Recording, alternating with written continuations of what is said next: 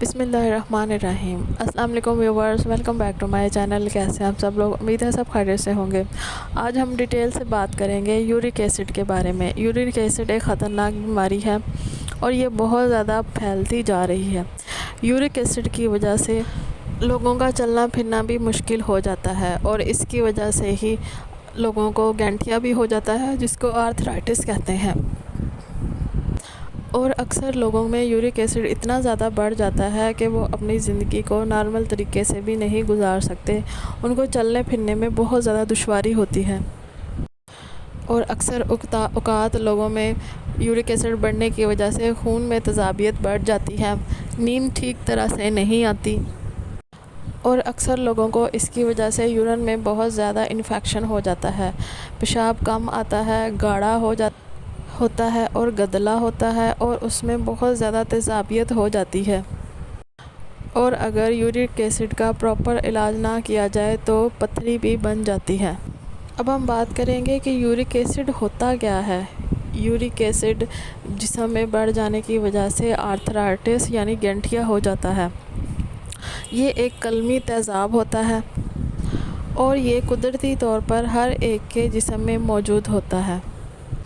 York acid جسمانی process کے نتیجے میں جسم سے خارج ہوتا ہے اور عام طور پر یہ خون میں تحلیل ہو کر گردوں کے راستے پیشاب کے ذریعے نکل جاتا ہے، اور جب یہ بہت زیادہ بڑھ جاتا ہے تو گردے اس کو خارج کرنے میں ناکام رہتے ہیں، اور جب یہ ہمارے جسم سے خارج نہیں ہو پاتا تو یہ چھوٹے چھوٹے کرسٹلز کی شکل میں جمنا شروع ہو جاتا ہے، اور یہی یورک ایسڈ کے نوکیلے نوکدار کرسٹلز جب جوڑوں میں جم جاتے ہیں تو اس کی وجہ سے جوڑوں میں بہت زیادہ درد ہوتا ہے۔ اس کی وجہ سے مریض کے جوڑ بیکار ہو جاتے ہیں اور مریض کا چلنا پھرنا مشکل ہو جاتا ہے۔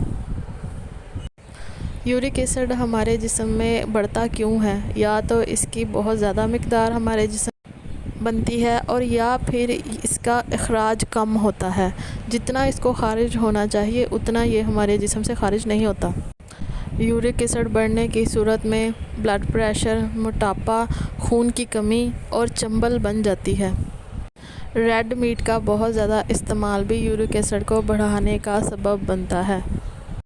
ویورز، یورک ایسڈ بڑھنے کی وجہ صرف انہیلتھی فوڈ نہیں ہے، بلکہ یہ اور وجوہات کی وجہ سے بھی بڑھ سکتا ہے، یعنی ذہنی امراض اور دل کے امراض کی وجہ سے بھی یورک ایسڈ بڑھ جاتا ہے۔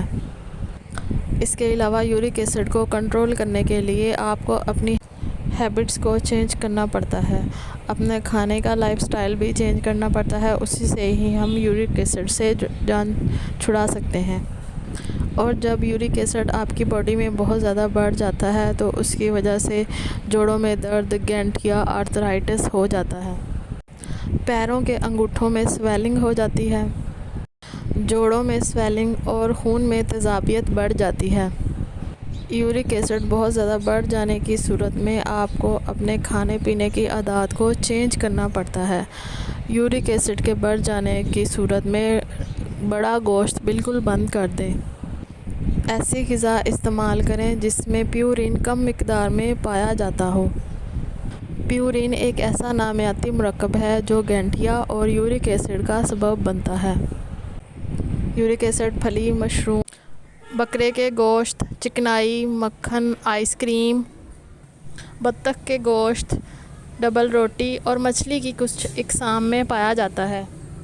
کم چکنائی والا دودھ استعمال کریں۔ الکوحل، سگریٹ نوشی اور سافٹ ڈرنک سے مکمل پرہیز کریں، کیونکہ الکوحل جسم میں یورک ایسڈ میں اضافہ کرتی ہے، اور کولڈ ڈرنک جسم میں کیلشیم کو ابزارب نہیں ہونے دیتی۔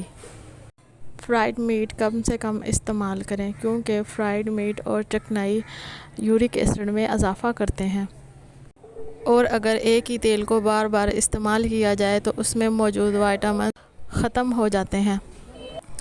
یہ تو چند وہ چیزیں تھیں، اگر آپ کے جسم میں یورک بڑھ جائے تو آپ نے استعمال نہیں کرنی، ان چیزوں سے آپ نے پرہیز کرنا ہے۔ اور اب ہم وہ چیزیں ڈسکس کریں گے جن کو آپ نے یورک ایسڈ بڑھ جانے کی صورت میں استعمال کرنا ہے، یعنی سرکہ، کیونکہ سرکہ آپ کے جسم سے فاضل مادوں کو خارج کرنے میں مددگار ثابت ہوتا ہے، بلکہ سرکے میں موجود میلک ایسڈ یورک ایسڈ کو توڑ کر پیشاب کے راستے آپ کے جسم سے باہر نکال دیتا ہے۔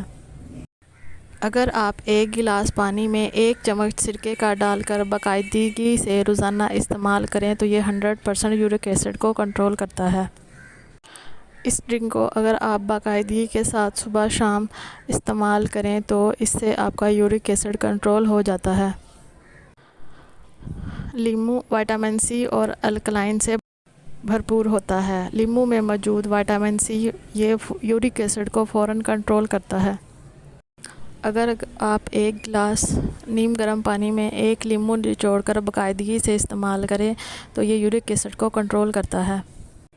اور اس ڈرنک میں آپ ذائقے کے لیے شہد اور چینی یا پھر شربت بھی ڈال سکتے ہیں۔ اس کے علاوہ آپ وٹامن سی کے لیے وٹامن سی سپلیمنٹس بھی لے سکتے ہیں۔ اس کے علاوہ روزانہ رات کو کھانے کے بعد اگر گرین ٹی کا استعمال باقاعدگی سے کیا جائے تو یہ بھی یورک ایسڈ کو کنٹرول کرنے میں مدد دیتی ہے۔ ایسی چیزیں جن میں فائبر بھرپور مقدار میں پایا جاتا ہے وہ کھانے سے یورک ایسڈ کنٹرول میں رہتا ہے، جیسے کہ دلیا، اسبگول، جو، بروکلی اور سیب، کنو، ناشپاتی، بلیو بیریز، اسٹرابیریز، کھیرا، گاجر اور کیلا استعمال کرنے سے یورک ایسڈ کنٹرول میں رہتا ہے۔